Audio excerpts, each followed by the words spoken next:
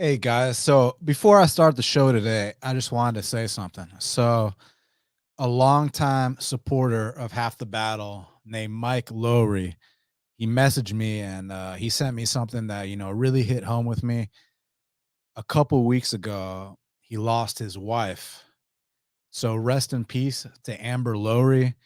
And Mike told me that you know that she would always watch the fights with him, and he also told me that she was the that I was the only like YouTube, UFC related like show that she would watch with him. And she leaves behind two daughters.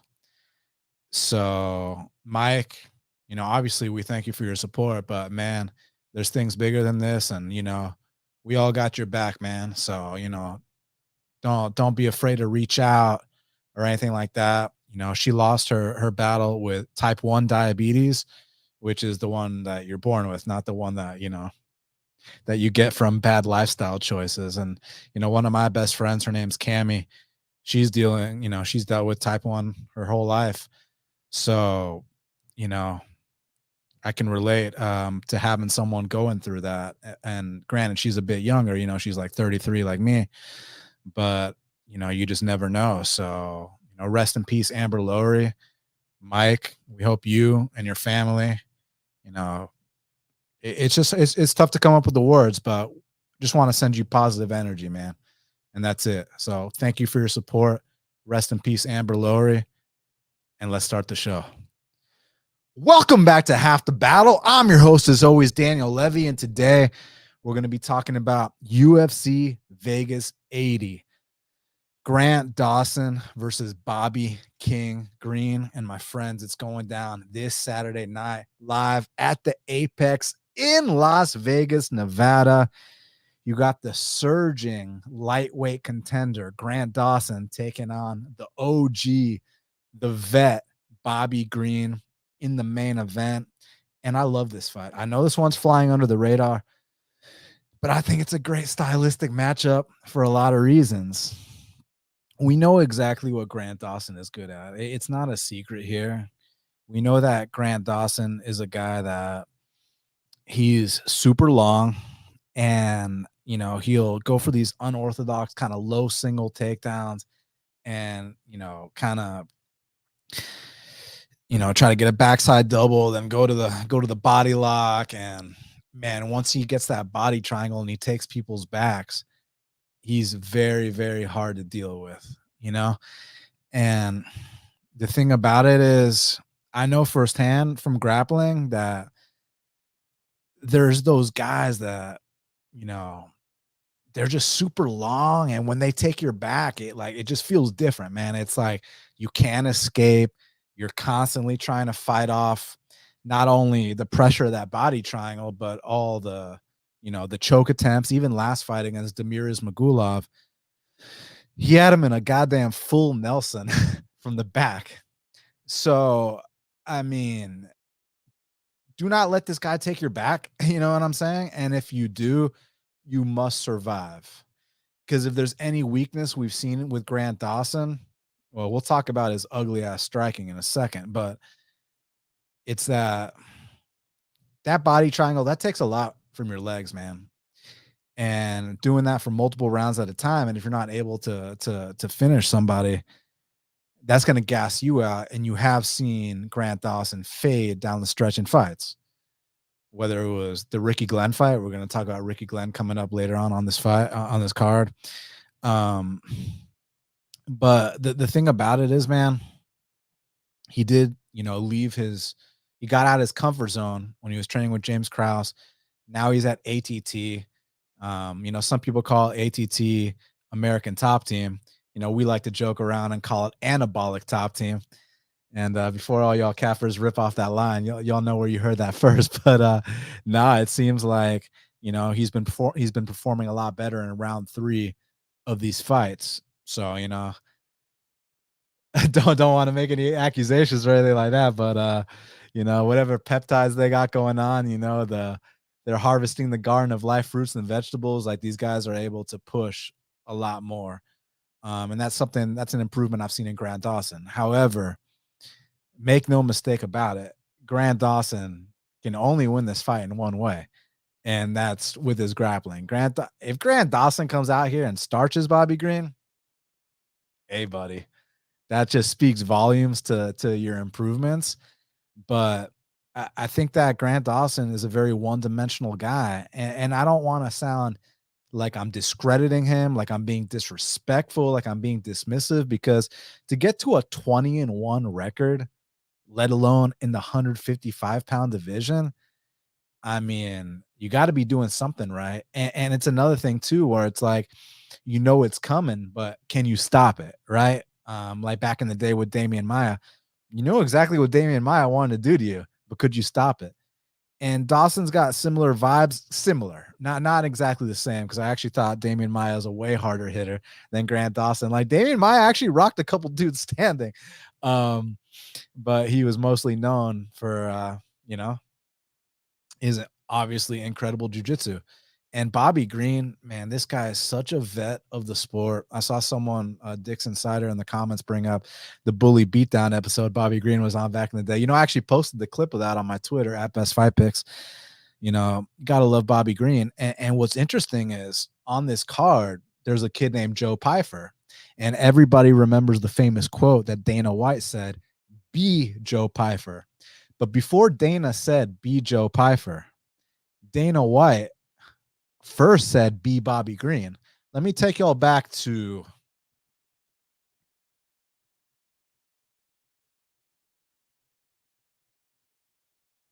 all the way back to 2013, February of 2013.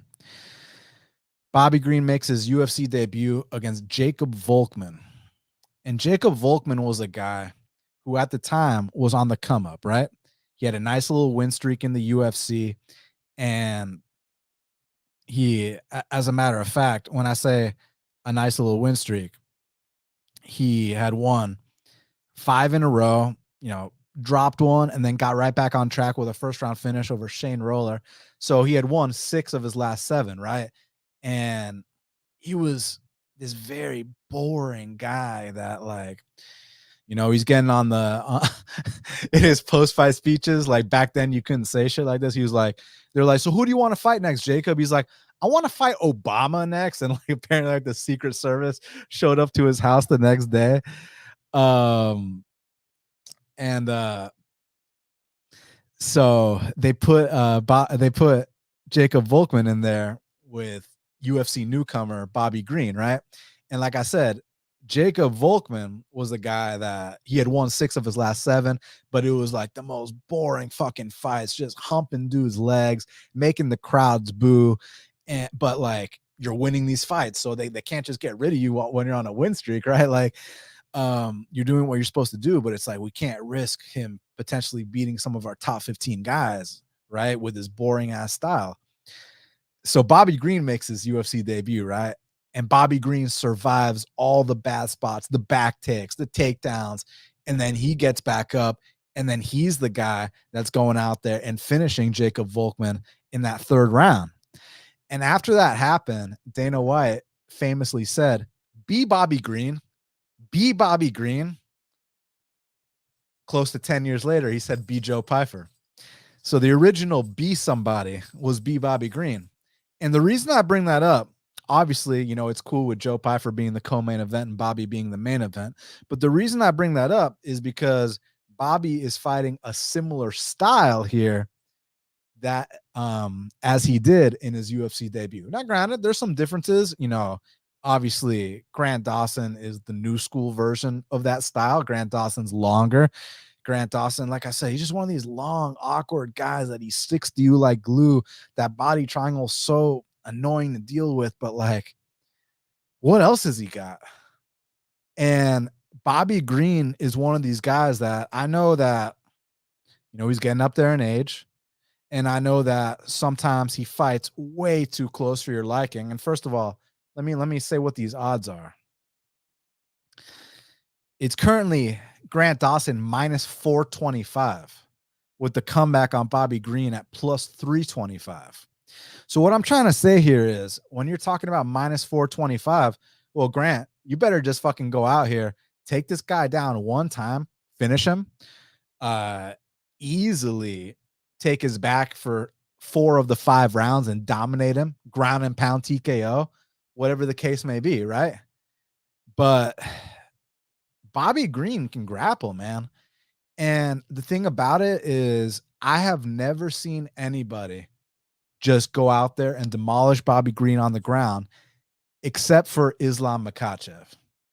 And what I want to say about this is guys like Islam and Khabib are so dominant in their realms that people discredit the other areas of their game. Like people act like they have no striking. And that's total bullshit. Let me explain what I mean. Khabib Nurmagomedov dropped Conor McGregor. He was like fucking throwing like flying knees at Justin Gaethje. Islam Makhachev dropped Charles Oliveira, dropped Alexander Volkanovski. So although we absolutely must praise their incredible grappling abilities, but they're not one-dimensional guys. Grant Dawson is a one-dimensional guy. Grant Dawson is not going to be a guy that, you know, is dropping Charles Oliveira on the feet, is dropping McGregor. I would be surprised if he dropped Bobby Green. I would be surprised if he had much success standing here. Only way I could see that being a possibility is if Bobby is so worried about the takedown that all of a sudden his volume's on that lower side, which tends to not be the case, because what's interesting about Bobby's style, something we've criticized with Bobby when he fights against other strikers, is that he fights with his hands down, right? He likes to showboat a lot. And against other strikers, you know, they can go upstairs with head kicks. And, you know, you can, like, you saw the Dober fight when he, you know, corralled him into the fence and threw that bomb. Right. Fighting with your hands down is going to cost you in spots like that. But fighting with your hands down against a guy who's only going to try to grapple you, that's pretty fucking good. I actually like that a lot here. And we have to talk in these terms because look at the price. Like I said, it's minus 425. It'll probably be minus 450 tomorrow, minus 500 the next day. Like, and Dawson was not these prices versus guys that couldn't even sniff Bobby Green's jockstrap, guys that Bobby Green knocked out, right? Like, even that 40-year-old fake Olympic wrestler, no offense, I'm just kind of pissed off that when I bet Mark Madsen plus 200, you're this fucking Olympic silver medalist, allegedly. You drop the guy, you drop Grant Dawson 5 seconds into this fight, right? 2 seconds later, you get your back taken. Credit to Grant Dawson for that. Like, credit to Grant Dawson. But it's like, don't you think someone a little bit better, when they drop Grant Dawson, they're going to close the show? I mean, Grant Dawson has been knocked out before. He got knocked out by Hugh Pulley, the preacher. My boy Robert Hale just beat Hugh Pulley, right? So as Grant Dawson starts to enter into the top 20, the top 15, fighting these real killers, these guys are going to be able to deal with his one-dimensional attack. Like, what do you think Rafael Fiziev would do to this guy? And you just have to bring up this stuff because I'm not going to be the one that discredits Grant's current run, even though I think there's tons of asterisks all over these fights. Like, for example, you look at the Ismagulov fight, and on paper that looks incredible.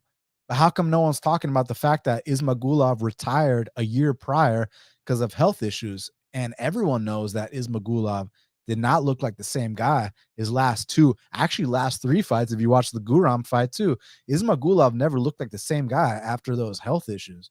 So while on paper it looks fantastic, and he handled him accordingly, like I said, took his back and had goddamn a full Nelson in there from the back. Hey, beautiful stuff. But everybody knows that Ismagulov had some health issue. That's why he retired. He thought he got over it, so he tried to come back. Clearly, he didn't get over it. So I just don't put much stock into, you know, fighting the corpse of someone, the ghost of someone, right? And like I said, the only time that Bobby Green has truly been dominated on the mat, I know he's been taken down a few times, but usually pops right back up and he can grapple perfectly fine. The only time I've ever seen him just get dominated was when, you know, he fought Islam Makhachev. But not to discredit Islam's performance, because Islam did exactly what he needed to do, and Islam's the fucking champ. Bobby took that fight on less than a week notice to save the card. Bobby was coming in at 190 pounds, made no issue, didn't ask for a catch weight like a true OG, said, hey, I'm going to cut from 190 to 155 just to save this card. You know, that's like, you're the UFC's hitman. Like when there's a boring ass fighter like Jacob Volkman, you call Bobby Green. When there's a boring ass fighter like Grant Dawson, who we don't want you to fucking move up the top 10 and get some of these guys out the rankings, let's call our hitman Bobby Green. Now, listen, it's obviously not a guarantee here. Like I said, I'm talking about a plus 325 dog versus a minus 425 favorite. So, like, I'm not delusional. I understand what could go wrong here, but I also understand that Bobby Green can grapple, Bobby Green can strike, Bobby Green is experienced, and Grant Dawson is a one-dimensional fighter. He's got nothing to offer on the feet. I mean, all I'm worried about is, you know, consistent back takes, I guess. And I know there's going to be tons of people in the comments planting their flags about how, you know, this minus 400 favorite. All right, good. You know, listen, if you're on the minus 400 favorite, I'm not going to tell you to do any differently. I'm just telling you, he better fucking come out here and not just win. Like, if he wins a split decision and I bet Bobby Green, I bet the right side. If Bobby Green loses a 48-47, I bet the right side. For Grant Dawson to cover this minus 425, it better be complete domination. It better be an absolute mauling. And if it's not, then he has no business being this price. Like, why was he only minus 200 against 40-year-old Mark Madsen? And why is he minus 425 against Bobby Green? You know, the last time that Grant Dawson was this price was against Ricky Glenn, where he completely shit the bed in round 3, completely fell apart as soon as any adversity was presented to him. So now what's going to happen in these championship rounds? Now, granted, I know he's at anabolic top team now. So, you know, he's certain things have probably been addressed. You know, those guys are ridiculous with whatever they've been doing down there, you know. But so I mean, I get why Dawson's favorite is just, should he be a minus 425, minus 450 favorite? I don't think so. I mean, I'm down to be proven wrong. I'll be proven wrong many more times, but my gut is telling me that it's not going to be that simple. It might be that simple, but my gut says it's not. And I trust my gut more than I trust what, you know, groupthink Twitter has to say about it, right? Like, not trying to be condescending. It's just my opinion. I think that Bobby can compete here. Let's see. So I might be willing to roll the dice and take like a 1-unit shot just to find out. Because if I was willing to bet that 40-year-old fraud Mark Madsen, who drops Grant Dawson 2 seconds into the fight, and then the Olympic silver medalist can't stuff takedowns all of a sudden, like, bro, give back your silver medals. Like, what the fuck is that? Like, come on, bro. Yeah, I know that's extremely disrespectful, and it's tongue in cheek, even though I'm half serious about it. But how would I line this fight? Says call me whatever. Says, I mean, I guess what, minus 200 Grant Dawson, something like that. Like, but why minus 425? Like, he's over 80%. They run it 10 times, and Grant wins 8 of those 10 times. I don't think so. I really don't think so. So, yeah, I'm gonna go Bobby Green here for this upset, man. So, like, even if Bobby Green doesn't get this upset, one of these next couple fights is gonna be the guy. I am telling you, you cannot make it to the top, you know, the top of the top at 155 pounds being one dimensional. And again, let me repeat myself, because some people are gonna be like, "Well, Habib was the champ." If you're calling Habib one dimensional, there's no nice way to put it, but you just ain't the brightest. Habib dropped Conor McGregor. Habib could strike. It's just his grappling is so much better that you forget about the fact that he can strike. What about Islam Makhachev, the current champ? Bro, he dropped Volkanovski. He dropped Charles Oliveira. Like, these guys might be super dominant in one. They might be an A+ in one realm, but that doesn't mean they're not an A- in another realm, right? So whereas I see Grant Dawson's, you know, when he takes the back, I see him being an A there, but I see his striking being like a C-. So, Bobby, I've seen you stuff plenty of takedowns throughout your career. Do it, do it again for me here. Do it again for me here at this price. So, you know, it's not a max bet. It's not anything crazy. I haven't even placed anything on it yet, but I'm considering taking a 1 unit, 2 at max on Bobby Green here. And let's find out. Show me if you're that guy, Grant Dawson. I'm willing to be proven wrong. Again, I'll be proven wrong many, many more times as the years progress. I'm just not sold on him at this number. I'm not sold on him, as a top 10 UFC lightweight. So this is a good test for him. Let's see what he does with it. I'm gonna go Bobby Green for the upset. And somehow I closed out my Tapology. So give me 1 second, y'all. I appreciate y'all being here with me. Early notice, but I wanted to get it. I want to get it in early. We've been out for a week, and you know what I'm saying. So it's good to be back in here.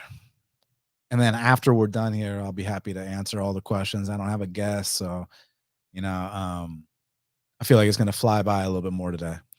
Co-main event of the evening in the middleweight division. We got Joe Pyfer. He's 11-2, taking on Abdul Razak Alhassan, who's 12-5. Currently, they got it. Again, Joseph Pyfer minus 450. The comeback on Abdul Razak is plus 350. So it's like these two are going to stand and bang until one man falls. If there's one thing about Abdul, he's got 12 wins. And guess what? All those 12 wins are by KO. Guess what round all those 12 KO wins are by? First round. Hold on a second.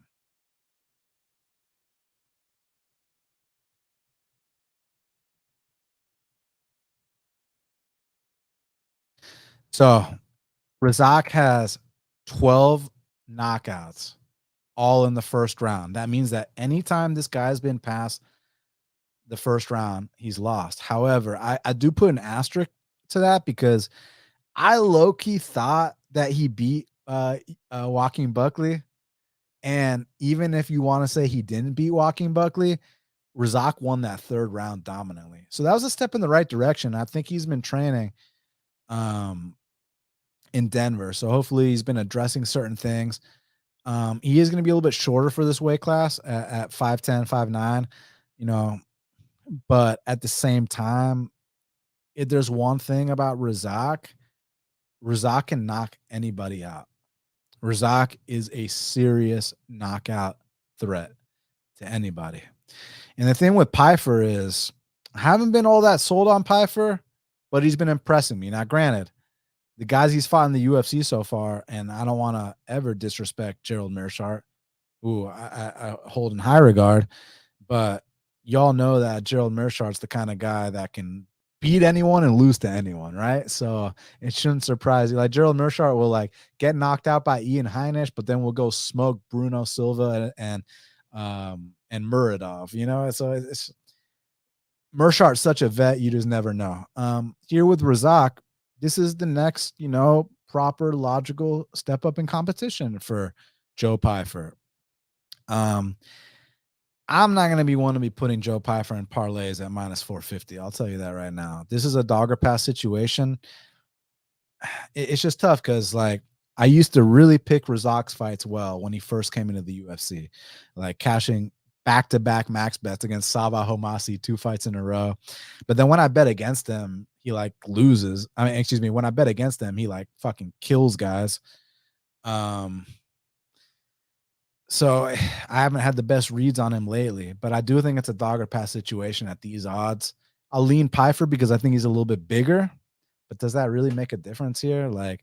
Pyfer could just throw that jab and then a huge overhand by Razak and just crack him, and that could be the fight. And either guy can hit the deck here. But I do think that Pyfer is the natural middleweight. He's the bigger guy here. I think he's favored for a reason. I just don't know if I agree with minus 450. So I think it's a dogger pass situation. I'll lean with Pyfer here. Featured bout in the welterweight division. We got Alex Morono. He's 23-8, taking on Joaquin Buckley, who's 16-6. Currently, they got it. Joaquin Buckley minus 170. The comeback on Alex Morono's plus 145. This is a great fight. Two guys that at this point our UFC vets are going to go out there, they're going to bang it out, and offensively speaking, they do what you want them to do. For Morono, it's more of a volume perspective, where he's landed, in the Reese McKee fight, he landed fucking 176 significant strikes, right? The Semmelsberger fight, 106 significant strikes. He's been doing his thing. He's been getting his rhythm lately. He's on a roll. With Buckley, it's more of he's a lot more fast twitch. Not just fast twitch in terms of athleticism, but also hand speed. His hand speed, his footwork. When he commits to his combos, he is very dangerous. The issue that both these guys have is that they're both a bit on the chinnier side. They've both been knocked out their fair share of times. Morono, interestingly enough for him, he's actually hurt a lot of his opponents that have knocked him out. You go back to the Nico Price fight, and Alex Morono was rocking Nico Price in that first round, dropped him, was doing the whole bit. He ends up getting knocked out in that fight. More recently, the Ponzinibbio fight, Alex was doing his thing in that fight. He even dropped Ponzinibbio in that fight. He ends up getting finished. So what I'm trying to say by that is that even in fights that Morono loses, not all, but in some of them, he's still having success in those fights.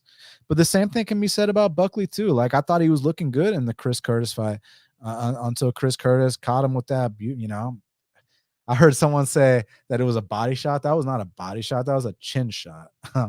He definitely dropped Chris Curtis definitely dropped Buckley with a chin shot, not a body shot. Okay, let's just clear that up. So both guys have suspect chins, but what I like about Buckley here is that him dropping to 170 pounds, that means that his cardio is going to have to be on a different level to drop those extra 15 pounds, to be in that kind of shape. And y'all know when you're in better shape, it's easier to recover. And someone might say I'm hypocritical when I get to the Nate Maness fight, but that's different because Nate Maness has zero fucking business at 125, right? Whereas Buckley, he was just fighting in the wrong weight class. Now he's in the right weight class. So ultimately, I mean, here's the thing though. Morono is down to just get in the pocket and slug some bungalows. He's got a black belt in jiu-jitsu. He's got a sneaky guillotine, but like, Morono likes to bang, man. Morono will bang with anybody. And it's actually Buckley who's the more elusive guy, who's going to kind of be more on the outside, looking to blitz with big combinations, big kicks, punches and bunches. So I see this being a great fight. I'm leaning towards Buckley. I think that his speed difference, athleticism difference, and again, when I talk about, these guys and I say, oh, they're explosive, they're athletic, I don't want that to sound like I'm discrediting his hard work, because I just talked about, for him to make 170, that means he's putting in the work. But let's not fucking bullshit and act like like Alex Morono is the better athlete here, because he's not. So let's just keep it 100 like we always do. Buckley is the better athlete in this spot, the faster man too. Both have suspect chins, both are dangerous offensively. I'm going with Buckley in this fight, and I do think there's a chance someone hits the deck here. Now, next up, in the lightweight division, we got Drew Dober. He's 26-12, taking on Aoriquileng, who's 22-7 and two draws. One of those draws being to our main event red corner fighter, Grant Dawson. And currently, they got it. Another one, Drew Dober minus 425. The comeback on Aoriquileng is plus 325.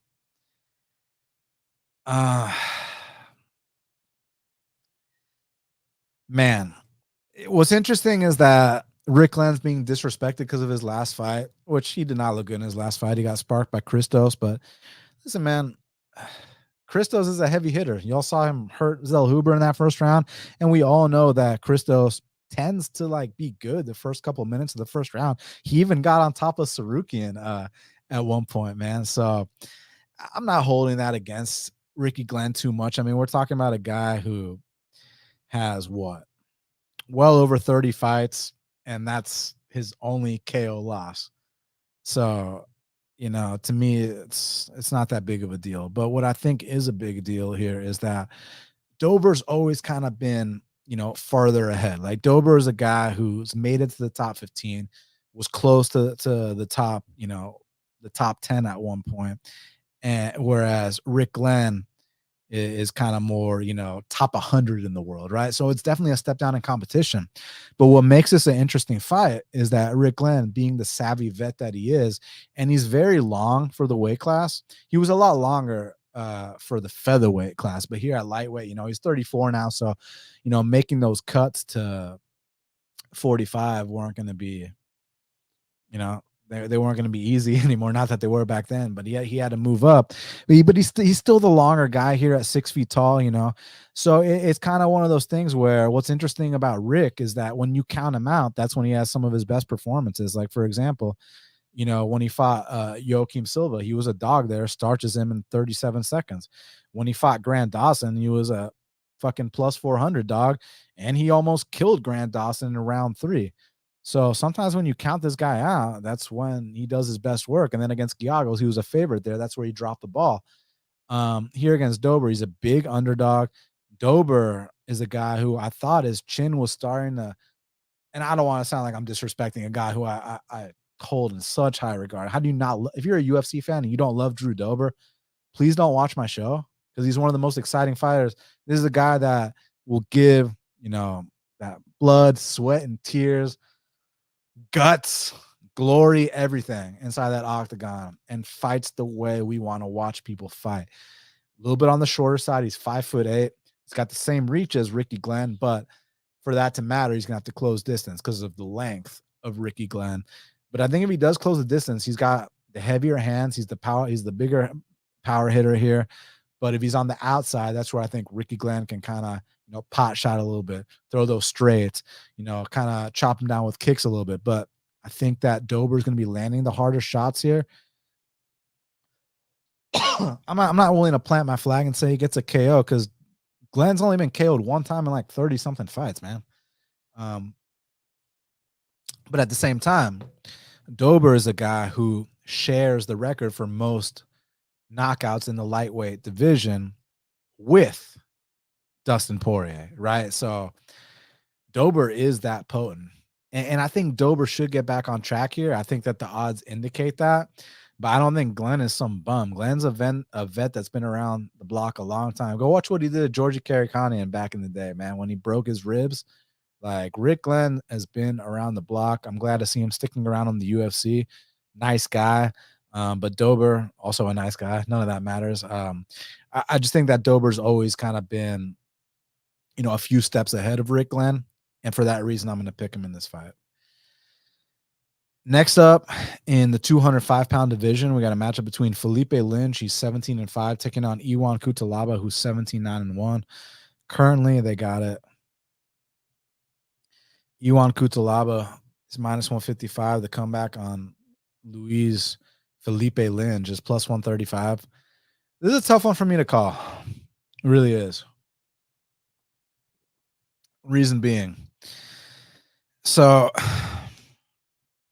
Lynn's on one hand, man, back to training at ATT, back at American Top Team. Anabolic Top Team. Like, his physique change since he dropped to 205.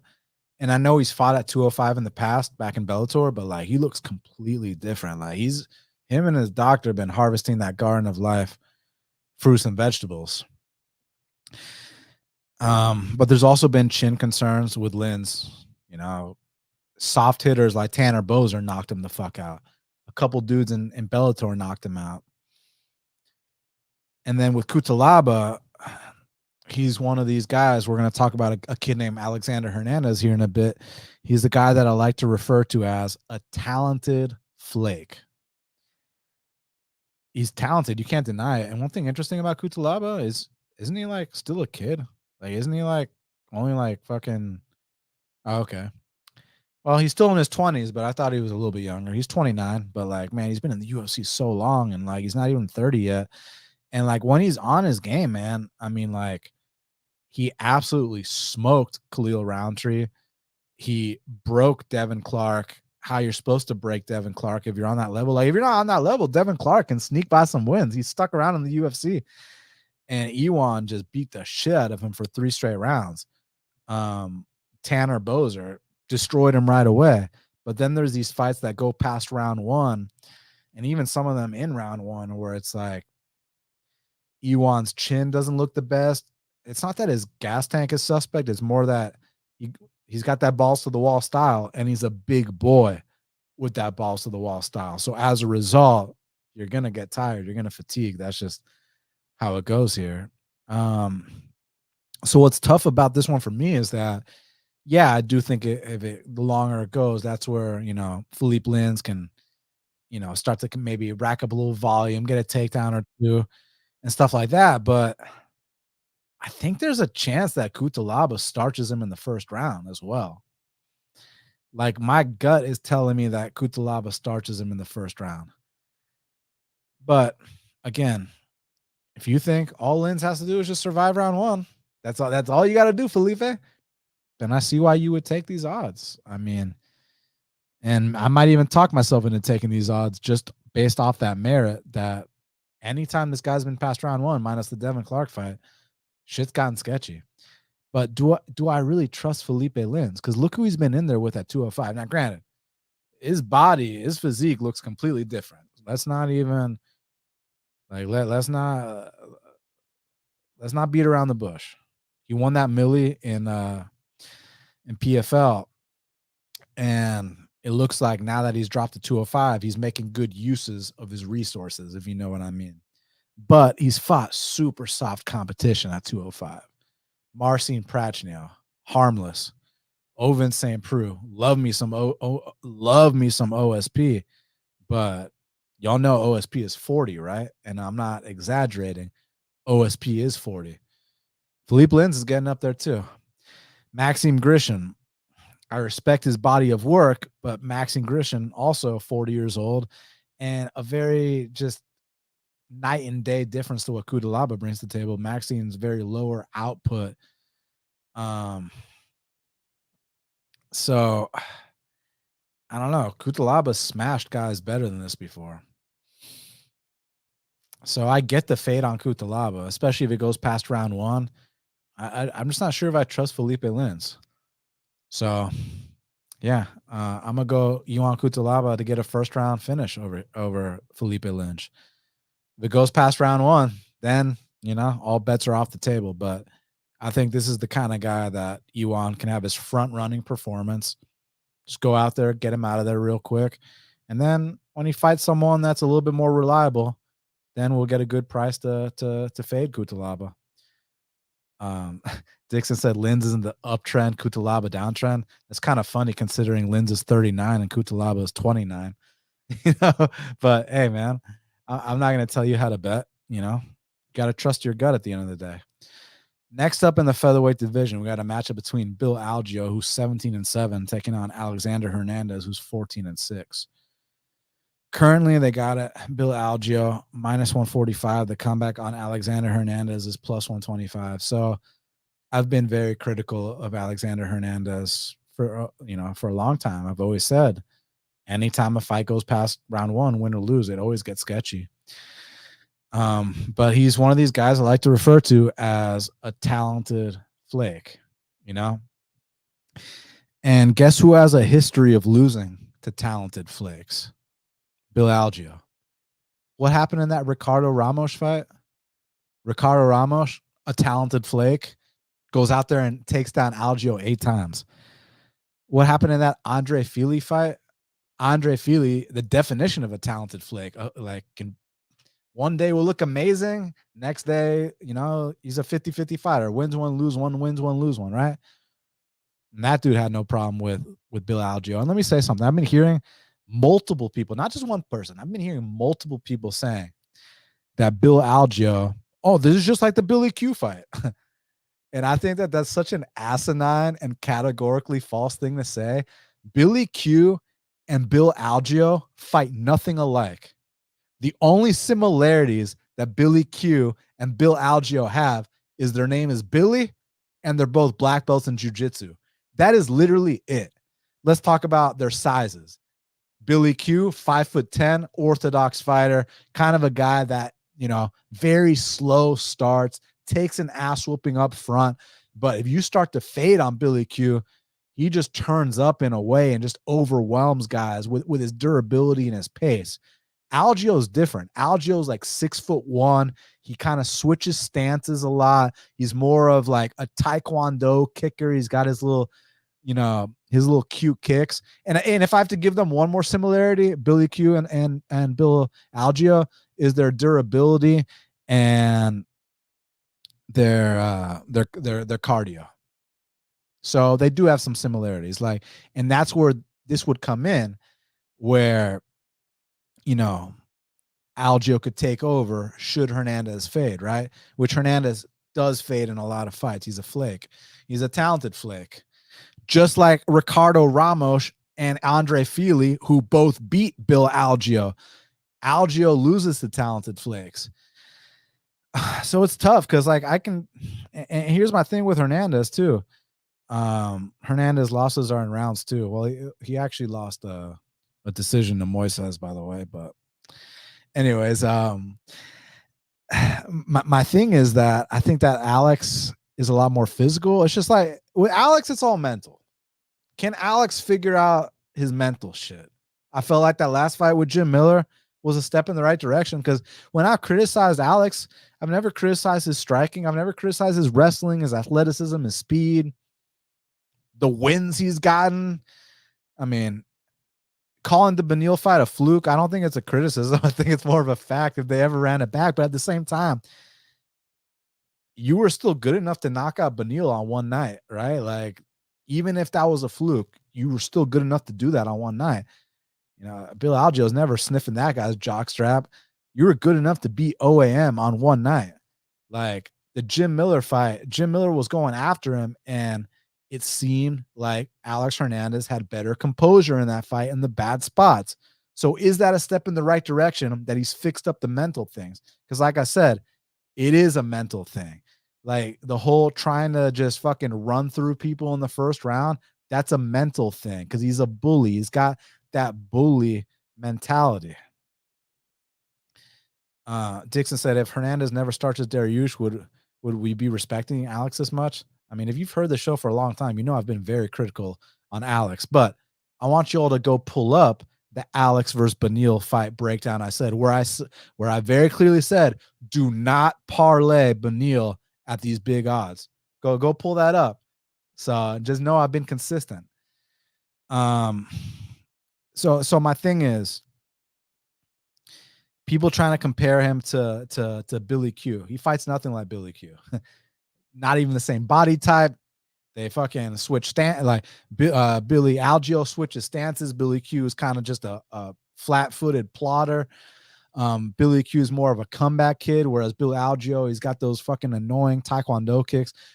Is good on the mat too. And like I said, if you slow down against either guy, they'll put it on you, right? My question is, does Bill Algeo push the pace necessary to get Alex to that supremely fatigued state that a guy like Billy Q got him in? Because I don't think Bill Algeo pushes that big of a pace, and the stuff that he throws isn't that hard. It's just kind of like cute and awkward, and he's long and lanky, and if he takes your back and this and that. So, and then here's the other thing. Hernandez is dropping down to 45 again. First time it did not go his way. Granted, he's not a guy that has zero biz in the weight class like Nate Maness has zero biz at 25. Like Hernandez, I could see him making 45 fine. It's just, are you going to be more acclimated to the cut this time? Are you going to actually, look like you were supposed to look the first time? Are you going to look good this time, extended throughout the fight? A lot of questions, because look, you guys know that I've been listening to the show. I'll be the first one that'll run to the window to fade Alex Hernandez and to talk about him and his pocket thesaurus and how he's using all these big words. But at the same time, sometimes guys mature. Sometimes guys finally, they go through their growing pains. When you start Beneil on like a week notice, you probably thought he was fucking God's gift to fighting, and he had to get humbled a bunch of times. He's still a young kid. This is a winnable fight, man. It's just, are you going to drop the ball like you have so many fucking times? Because I felt like the Miller fight was a big step in the right direction. Yeah, I know Miller's 40 years old. I know Miller's on his way out, but Miller still goes for it. Miller still finishes guys. And Miller had him in some bad spots, and Hernandez fought through them. So maybe that's what he needed mentally to get him to that next level. If he has another mental lapse, Bill Algeo is going to whoop his ass. But if Alex can keep it together, I think he's the better fighter here. I really do. I think he's the better athlete. I think he's faster. I think he's more explosive. And guys, like longtime listeners of the show, y'all know for me to say these things, like you know that like you know what place I'm coming from. Like I'm just keeping it 100, man, because I'll be the first to shit on Alex Hernandez.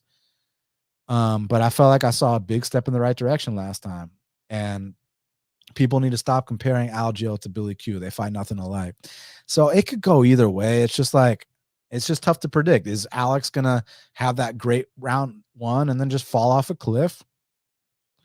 Or is Alex gonna, take the positives of that Jim Miller fight, use it here going forward, and build off that and finally, get a nice little win streak together. So yeah, it's a tough one. Because you just don't know what to expect with one of these talented flakes. Like I was talking about, Ricardo Ramos, Andre Fili. One day they look, remember how Andre Fili looked against Daniel Pineda. And then you remember how he looks against Joe Anderson Brito. Ricardo Ramos, you know how he looks when he's landing those spinning back elbow knockouts. And then you saw how he looked against Jordan. So with these talented flakes like Alex Hernandez, Ramos, Fili, you just never know what to expect. That's why it's tough. But I think on his best day, he can beat Bill Algeo. So hopefully it's his best day. I'll pick him to win this fight because I'm not sure. I'm really not. Now, next up in the strawweight division, we got a matchup between Karolina Kowalkiewicz. She's 15-7, taking on Diana Belbita, who's also 15-7. Currently, they got it. Karolina Kowalkiewicz minus 165. The comeback on Diana Belbita is plus 145. This is a really good fight. I feel like a lot of newer fans don't really understand what Karolina Kowalkiewicz was when she first came to the UFC, because I heard people trying to discredit her. Like, if you're discrediting her, you're either a noob or you have no idea what you're talking about. Because I was around. I cashed a plus 215 ticket on Karolina Kowalkiewicz to beat Rose Namajunas. Okay? At UFC 201 in Atlanta. I know how good she can be on her best day. I know how bad she can be on her worst day. And the issue is that although she's gained a lot of confidence back with these 3 big wins that she's had, like she went from like a 5-fight skid to now all of a sudden like, hey, you're back, you're on a 3-fight win streak, you got a new contract, like you moved to ATT, you love to see it, right? But let's not act like this is still the same Karolina that beat Rose Namajunas back when I bet her then.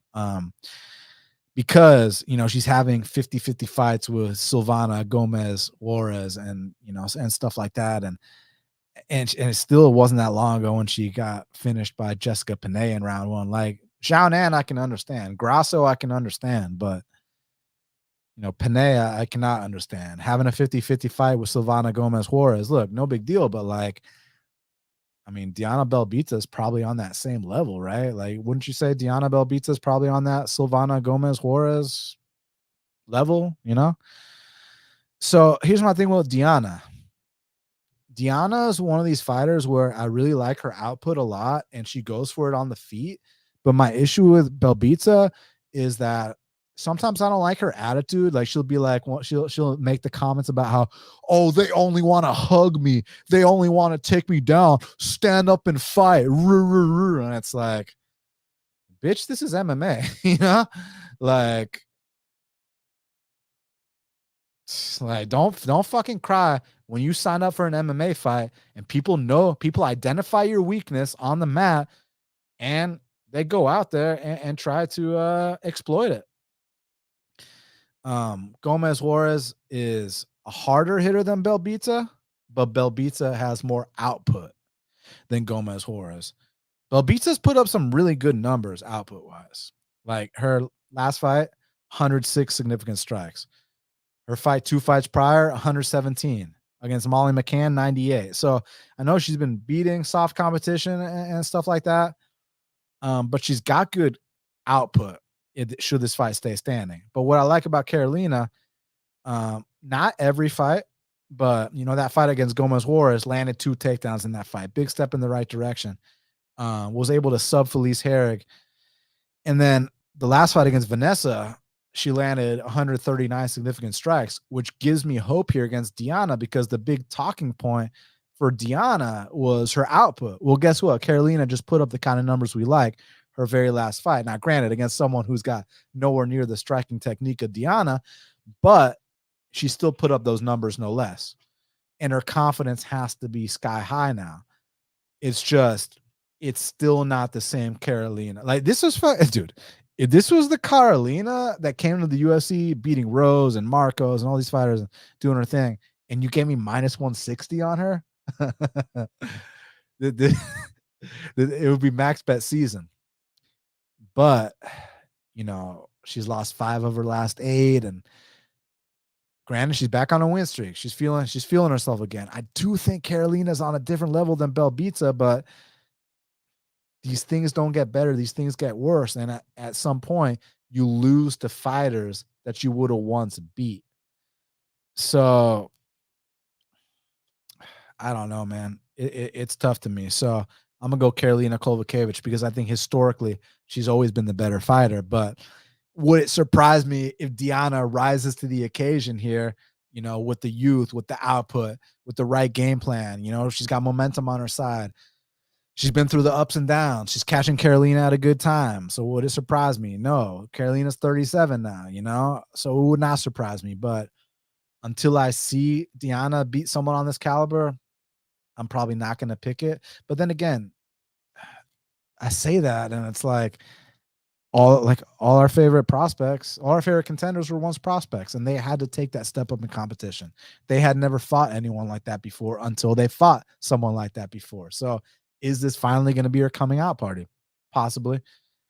But I'm not sure. I'm leaning with Karolina Kowalkiewicz here. I think that she's always been the better fighter. It's just, I do like the output from Belbita, but we'll go Karolina. Now, next up in the bantamweight division, there's another one where it's like, I have no fucking idea. We got Johnny Munoz. He's 12-3, taking on the Mongolian murder, Aoriquileng, who's 24-11. I just like calling him Iori. Currently, they got it Johnny Munoz minus 110, Iori minus 110. So, it's funny because it's like people are just saying, well, all Johnny Munoz has to do is just go out there and take this guy down. That's simple, right? I mean, Jay Perrin took him down. So if Jay Perrin took him down, you could take him down too, right? But the thing about Munoz is Johnny Munoz does not like to get hit. What's up, my boy? And Iori is a heavy hitter, man. Like, Iori is a very, very heavy hitter. He can stop guys in their tracks. And if he can crack Johnny Munoz a couple times, that's when Johnny Munoz starts pulling guard. And, my issue with Munoz is I don't think he's the most athletic. I think his striking, offense, and defense is extremely suspect, but he's got good jiu-jitsu. And when I say good jiu-jitsu, I mean when he gets in the dominant position. Let's not fucking sit here and act like this is some Charles Oliveira or this is, Davi Hamos or something like that, because it's not. But how about we word it like this? Jiu-jitsu is the strongest part of his game, right? How many of these power shots can Iori get off on Johnny, to make Johnny just kind of more hesitant, to make him kind of pull guard, to make him feel like, man, like I kind of just don't want to be here anymore. Whereas Iori is willing to go to the death, legit. And even when you kill him, he still wants to fight, like in his last fight, right? It's tough. But then Iori will drop rounds to guys like Jay Perrin, which is like, the best of looks, right? It's tough, man. Literally everybody is on Johnny Munoz. And I get it if you got it at plus 125, right? And I see these guys today. The lines are like dead pick 'em -110, and I see guys today posting +125 odds on Johnny Munoz, like tipping that to their audience or whatever. Like, bro, you'll never see me do some shit like that. Like, it's crazy to me. But I'm a lean with Iori here, man. I think he's the heavier hitter. I think he's the meaner guy. It's just we understand if Johnny Munoz takes his back, if Johnny Munoz gets on top of him for extended periods of time, that obviously Johnny can win with that path. But um, I just like I like that dog, that grit. I like the fact that Iori, like, he makes people think twice, like when he cracks them, man. And I think Johnny is not the toughest. So Sean K said, to be fair, I already fought Perrin and Yuta. Dude, I don't give a fuck if he fought him in Russia, in Malaysia, in Atlanta. He lost a round to Jay Perrin. Period, point blank. I don't give a fuck if he fights him in my backyard. you know? But that being said, I'm still gonna go Iori to win this fight. Now, next up in the strawweight division, we got a matchup. We got the return of Kanako Murata. She's 12-2, taking out Vanessa Demopoulos, who's 9-5. And currently, they got it. Kanaka Murata -360. The comeback on Vanessa is +295.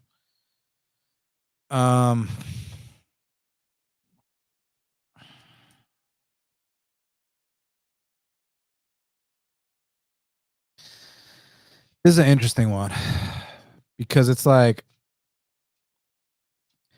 my thing with Vanessa, right? What's up, my boy?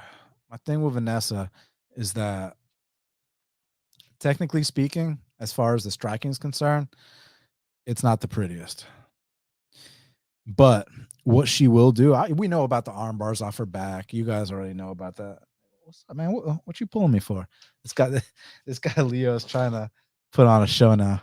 Hey, I'm almost done. After that, I promise you, I'll take you out. I'll feed you the whole nine. Even though I literally did that right before we came on air, bro. This guy, he's like clawing at my shoes, like telling me to get off. All right, go mess with your brother Oscar. So we already understand Vanessa Demopoulos, very good arm bars off her back. And on the feet, it doesn't look the prettiest, but what I've always respected about Vanessa Demopoulos is she goes for it. Like she'll use max effort. She'll try her hardest. So I'll always respect that quality in her.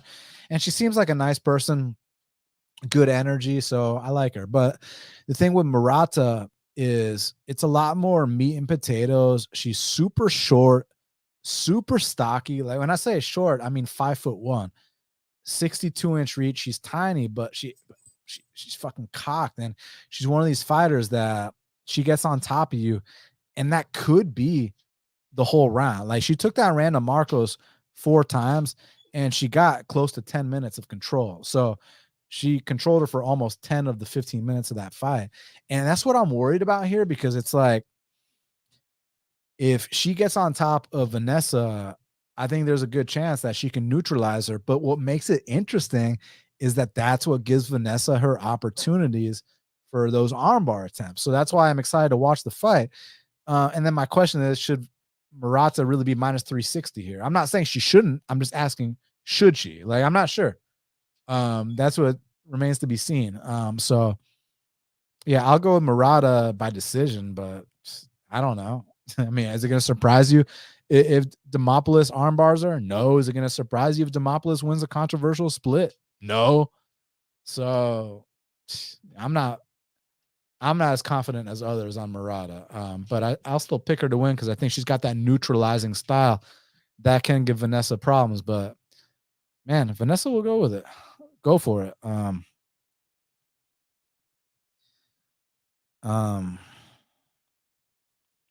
Yeah. Dixon said, "Damn, please tell me you saw Emily Ducote put Murata in multiple arm bars." I did, and not only that, Virna Jandiroba last fight was fucking up Murata. So yeah, I'm not writing off that possibility, man. Like, and this is a dog or pass situation at these odds. So like, if y'all think that Vanessa is gonna, Ghost Garner said Vanessa's like Grant Dawson with better jits. That was a good one. Grant Dawson's more of a back taker. Vanessa's more of an armbar from guard. But either way, is the armbar from guard going to happen here? Or is it going to be kind of just like a more work rate split decision? Those are the two paths I see for Vanessa. Whereas Murata, I kind of see her just kind of neutralizing her a bit. I'll go Murata, but I mean, I ain't fucking parlaying that. I ain't playing that. Hell no. All right. This one I'm excited about. Next up in the flyweight division. Hey, y'all do me a favor. Sean K said, Dan, who's the better striker here, Murata or Demopoulos? Well, Murata, doesn't she like barely throw strikes at all?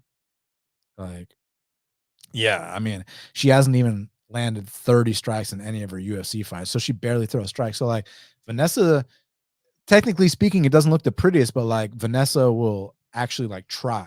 That's what I've been trying to say this whole time. Like, Vanessa will give effort. So that's what makes it complicated, right? If you're interested in this fight, which I'm not, but I'm just saying, if I were, those were the arguments I'd be making for the dog. But back to this. Next up in the flyweight division, we got a matchup between Nate Maness. He's 14-3, taking on Matheus Mendonca, who's 10-1. Currently, they got it. Matheus Mendonca minus 240. The comeback on Nate Maness is plus 220. So I hear a lot of people saying Nate Maness is being disrespected in this spot. And, oh, you only fought Tagir and Umar. So it's like, bro, what the fuck do Tagir and Umar have to do with anything here? Like, great. He fought Tagir and Umar. And Matheus fought a Basharat brother. Okay, yeah. They've both fought some pretty tough dudes. Like, great. How do they match up here? That's all I give a fuck about. I don't get, like, he lost to a Russian. Therefore, like, this is people's logic. Well, he lost to a Russian, so now I'm going to bet him against a non-Russian? Like, that's your logic? Like, I mean, to me, it's like, firstly, Nate Maness has zero business at 125 pounds. Zero. Can he make the weight? Sure. Sure, he can make the weight, but can he perform on fight night at the best of his abilities after a weight cut like that? I don't think so. And this is something I've been talking about with Cody Durden a lot, actually. And not just when it comes to Nate Maness. Me and Cody were talking about this, how, you know, when Cody goes down to ATT in Florida, right? And he spars with some of these guys. Like, for example, there was this guy who fought on the first week of Contender Series. Brazilian guy, fucking cocked. We're wondering, how the hell does this guy make 125, right? And he lost to like a Peruvian guy. Was it Borjas or the other Peruvian guy? But either way, I'm talking about that Jack Brazilian first week of Contender Series this year that lost to the Peruvian, right? And I was talking to Cody Durden on the phone about it, because this is something that he sees, that he sees a lot, right? Where, like, in the gym, these guys will be like 150 pounds, 160 pounds, 145 pounds, right? And they'll be performing fucking amazing. They'll be running through real UFC guys. But when you have to make that cut to 125 pounds, you don't perform like the same guy the next day. Even Aljamain Sterling, credit to him, to stay at 135 pounds as long as he did, and to fucking win all those title fights when he was like badly fading in the late rounds. Like, hey, respect, Algeo. But like, when you're doing great in the gym at 150 pounds, but then you gotta cut to 125 and then rehydrate the next day, you're probably 135, 140. It's just not the same. Those weight cuts take so much out of you. And yeah, I get it. Mendonca's never fought at 25s before. Mendonca might miss weight here, but so what? Mendonca is a flyweight. Mendonca is 5'5". Mendonca is a guy that this is his proper weight class. Whereas I can see Maness fighting at 145, and all these people talking about, well, this isn't Umar or Tagir anymore. Like, what you have to be as good as Umar or Tagir to beat this guy? The fuck you talking about? Taylor Lapilus sidekicked this guy in the gut. Like, even some of the fights this guy's winning, like the Johnny Munoz fight, like the Tony Gravely fight, these guys are all like having big moments of success against against Nate Maness. So to be like, oh, well, it's not Umar Tagir anymore. Now he's automatically going to win. That's the dumbest shit I've ever fucking heard in my life. That is so what does Tagir and Umar have to do with this fight? Nothing. Literally nothing. So stop that, please. What matters here is how these two match up and it being at 25. I think one guy actually belongs in this weight class. I think the other guy has zero biz here. I think that Nate Maness is going to gas faster. I think he's more prone to getting hurt. He got subbed very quick his last fight.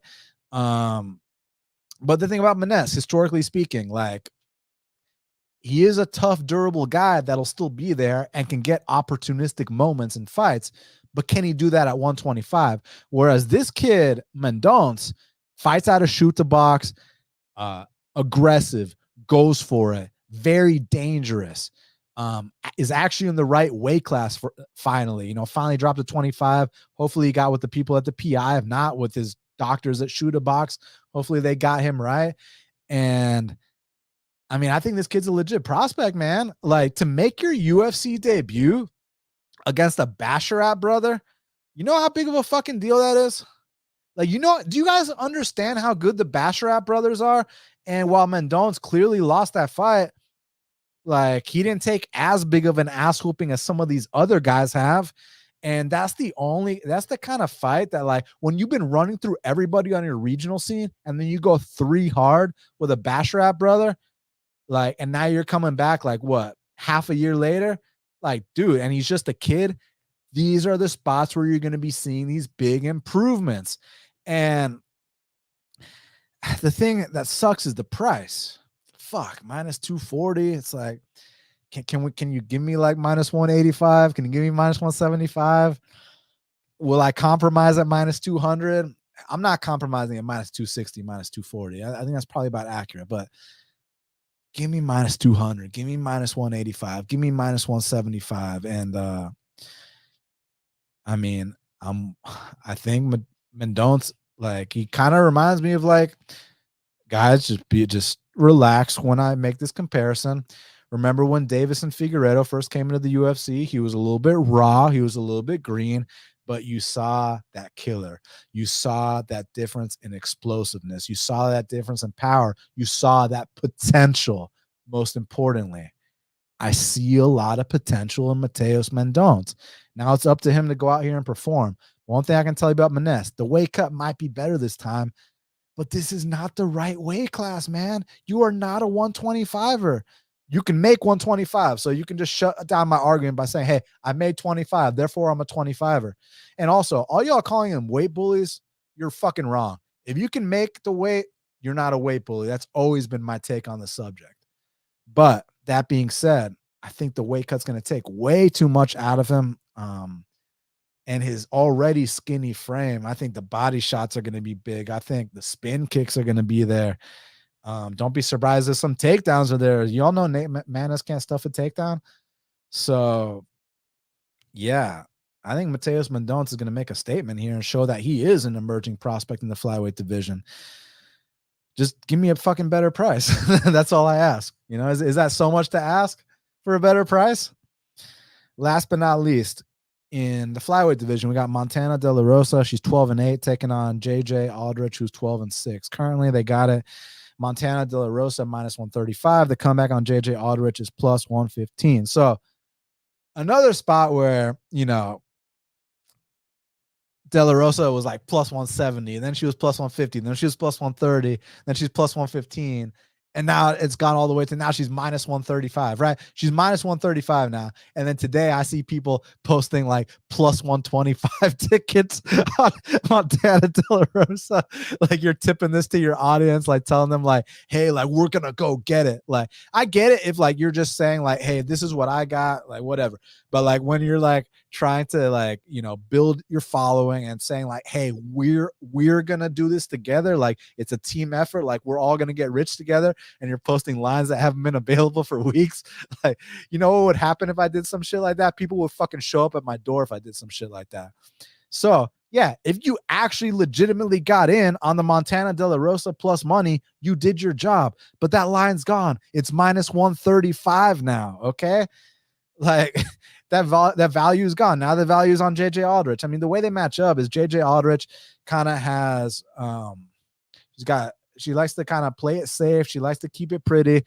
She likes to, she likes to circle a lot on the outside. She's got an interesting parrying style, punches straight down the pipe. Her grappling's gotten better over the years. She's a little bit, she's more well-rounded than she used to be, but I do think she can be bullied in fights. And then with Montana, she's never been the most athletic, but she goes for it, and she's fought some really tough level competition, like Mayra Bueno Silva, amongst others, Tatiana Suarez, right? And Montana is really good when she takes the back. Her hands have gotten better over the years. I mean, they're still not where I want them to be, but they've gotten better over the years. And I just see this being a split. What are you barking at me for, Leo? Does this mean JJ Aldrich is live? Because I thought Montana was live back when she was the dog. But bottom line, I see this being, wherever the dog money is, that's where you should go. But my pure pick is Montana De La Rosa. So shout out to all y'all that actually got in on the dog odds on Montana De La Rosa. You made the right play. You can even go bet JJ now at plus 115 and guarantee yourself a profit. I don't see what the issue is with guaranteeing yourself a profit. And let's just be very clear about one thing. Montana did not win that Mayra Bueno Silva fight. Hey, credit to you for making it to a draw, but look me in the eye with a straight face. Mayra Shitara Bueno Silva clearly won that fight, but still, Montana had some moments in that fight against a legit, someone that's gonna probably fight for a title soon. So I respect it. I think Montana's the tougher fighter here. JJ might be the cleaner fighter here. I lean Montana, but I think it's about where the dog money's at. So may the best woman win. I'll pick Montana. All right, so I'm down to answer any fan questions. I'll talk about the fight to watch and the fighter to watch. Then I'm down to answer any fan questions. Y'all leave them down here for me below. But first, I'm gonna talk about the fight to watch and the fighter to watch. And Leo, what are you barking at me for, bro? Come on, man. What is it, man? I took you out. I fed you. Like, come on, my guy. I fucking love my dog. So the fight to watch for UFC Vegas 80. I mean, there's a lot of fights to watch, but I think one that I'm really looking forward to is, that co-main event between Pyfer and Razak Alhassan. I mean, actually, let's go with the feature bout between Buckley and Morono. Morono's a guy who seems like he's finally really putting it together. He's on a bit of a run here. And Buckley is trying to make a name for himself at this new weight class. So hold on 1 second, y'all.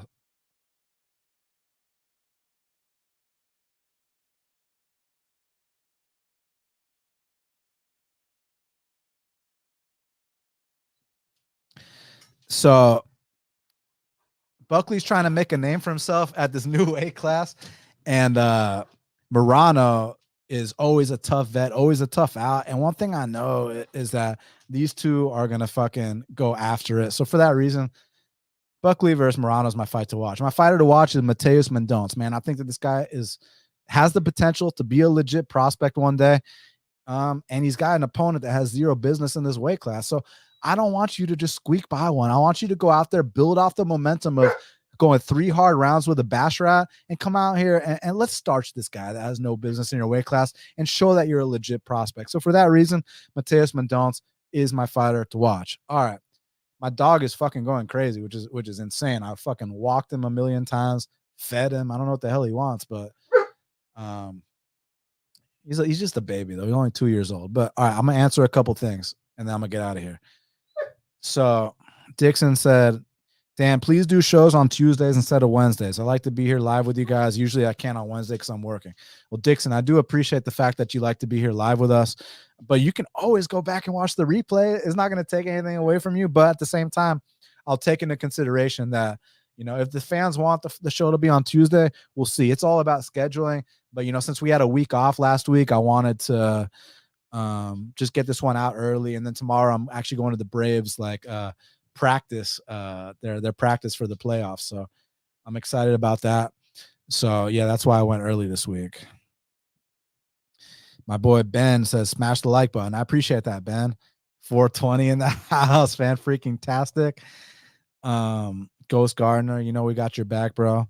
EQ anabolic top team, you know what I'm saying? How many shows are gonna rip off that line? Chronic Combat, run up the likes. I appreciate that. 420 says Dan is the scholar of MMA terminology. The words everyone speaks originate on half the battle. Thank you for giving me the credit I deserve. For real. All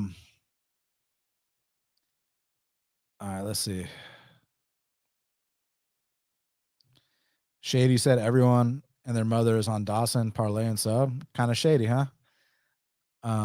Dixon said, Dan, when they're going to announce Ronald Acuna Jr. as the NL MVP? I told you on that a while ago with a boost, waiting for it to cash. Well, I'm wearing my Ronald Acuna shirt right now, so it's only a matter of time, my boy.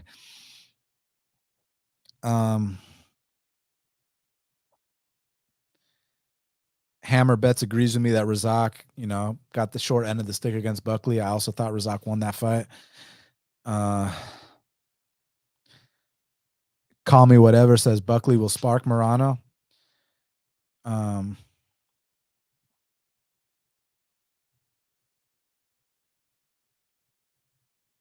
see what else y'all got for me.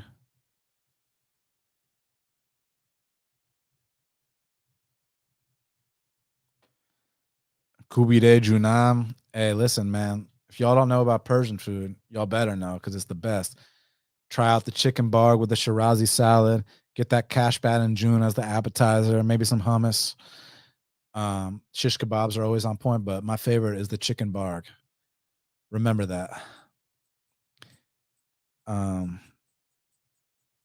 Thomas says he predicts the Maness fight is going to be a catchweight. You heard it here first. Maybe. I'm not switching my pick. Dixon said when Ronald Acuna wins the NL MVP, I got a fat ticket on him after you tweeted it to Clint. With the boots I got at plus 115. When I last checked, it was minus 700. Thank you, Dan. Hey, man. We're always supporting our own here. You know what I'm saying? So much love. All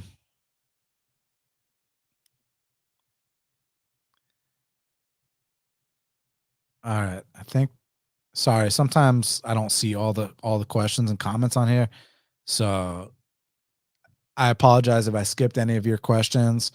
I'll give you all one last chance for a last call if I missed what you asked me, because there's so many comments here and all that stuff. But man, I'm very grateful for you guys being here with me, for me throughout the years, whether it's from day one, whether it's somewhere along the way, or whether it's new. Much love. Much love. Thank you guys. Thomas Kane said Acuna ain't no Dale Murphy. Yeah, I mean, one guy fights in the 2023 version of MLB and is getting 40-70 records. You know what I'm saying? I would never disrespect ATL legend Dale Murphy, but it's like saying that, I don't know, a UFC champion in 2023 is not the same as a dominant champion from fucking the early 2000s, whatever. Sports evolve. Mr. Always Prophet said thoughts on Cody Durn's matchup versus Tagir Lambekov. I think it's a great matchup. I think that Tagir is going to go for it. I think Tagir's a dog, but guess who also is going to go for it? And guess who is also a dog? Cody Durden. I mean, it's the same thing you got to worry about with any Cody Durden fight. Cody Durden goes balls to the wall, and as a result, you're going to leave openings. And he knows it. I know it. Everybody knows it. So, you got to look out for those long man chokes that Tagir has. And, there's certain things that we saw on tape that I think will be exploited, especially in the striking realm of things. And I expect it to be a very hard-fought, competitive 3-round fight. And I expect Cody to be a sizable underdog. And I think he'll get disrespected, and I think he'll come out on top again.